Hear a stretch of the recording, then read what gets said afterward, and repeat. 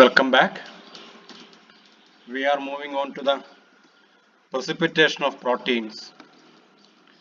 Proteins may be precipitated from a solution using organic solvents or using different types of salts, also by using heavy metal ions.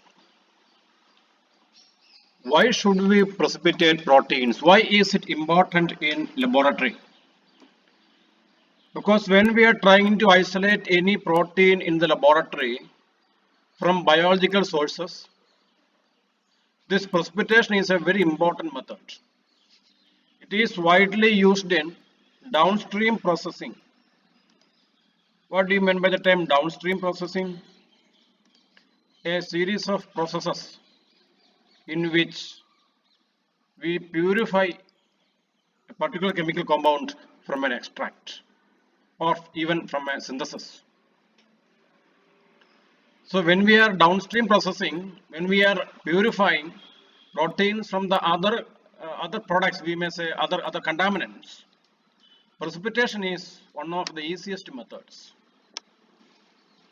And the principle is that the solubility of proteins is affected by its pH, temperature, salt, heavy metals, etc. And use of some factors may lead to the denaturation of the protein, which means we will not be able to use it. So before you adopt a procedure, we should know whether it is good for the protein or not.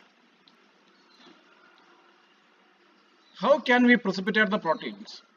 Certain acids and alkaloidal reagents, etc. Citric acid, tannic acid, etc. are some examples.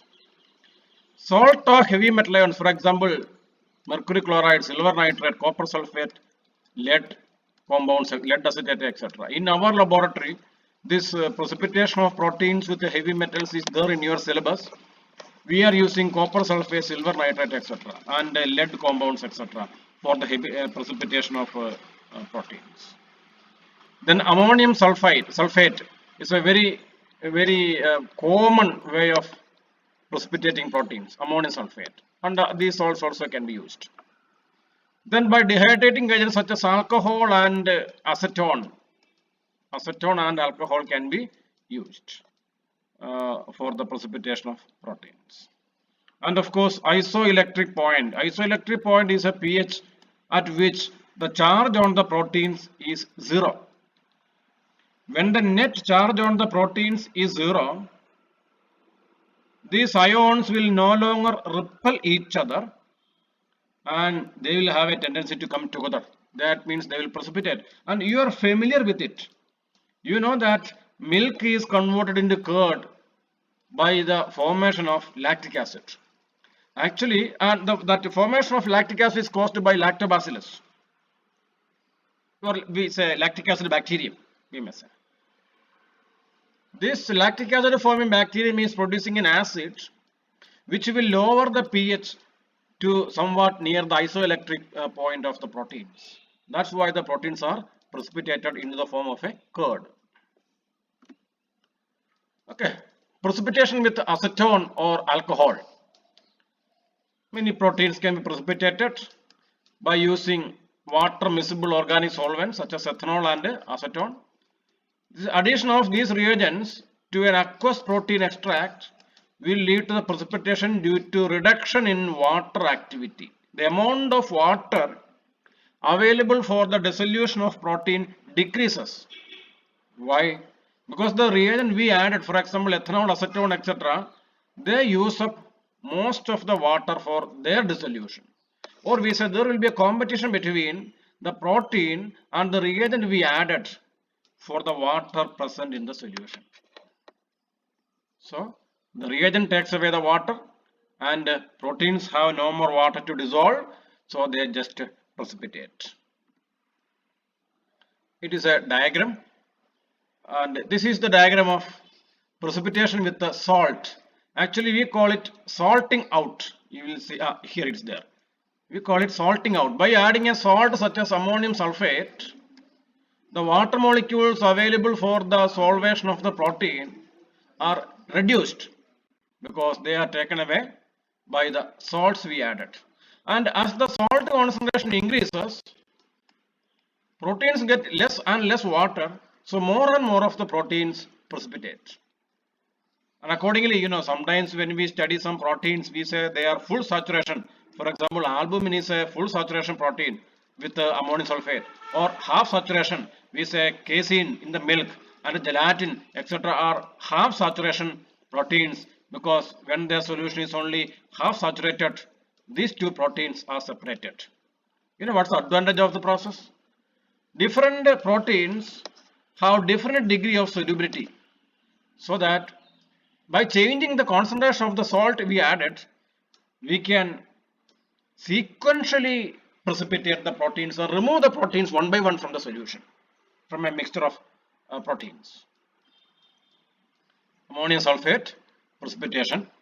Ammonium sulfate is the salt of choice. It is the most preferred one because it is very cheap and it is soluble in water, and it is able to become much more hydrated, which means it will interact with more water than almost any other ionic solvent. And as I told you just now, proteins can be sequentially separated because different proteins are precipitated by different concentration of the salt we add. Therefore, by gradually increasing the concentration of the salt, we can precipitate and remove the proteins one by one. How do we remove the proteins one by one? By using centrifugation. This is the picture. Increase in the concentration of ammonium sulfate.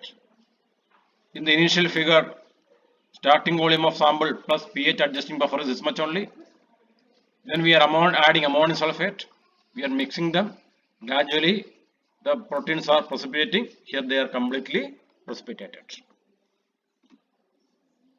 And same thing as I told you just now. Zinc sulfate is another salt we use for the process. And you see, here is the process of fractionation.